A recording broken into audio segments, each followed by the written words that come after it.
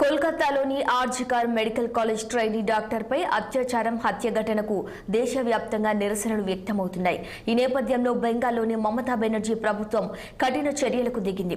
ఏకంగా 42 మంది డాక్టర్లను బదిలీ చేస్తూ ఉత్తర్వులు జారీ చేసింది. ఈ మేరకు పశ్చిమ బెంగాల్ ఆరోగ్య శాఖ నుంచి ఉత్తర్వులు వెలువడ్డాయి. కోల్కతా నుంచి 42 మంది డాక్టర్లను బదిలీ.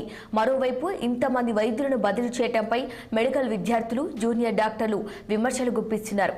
నిరసన ఉద్యమంలో పాల్గొన్నందుకు శిక్షగానే ఇంతమందిని బదిలీ చేశారని విమర్శించారు.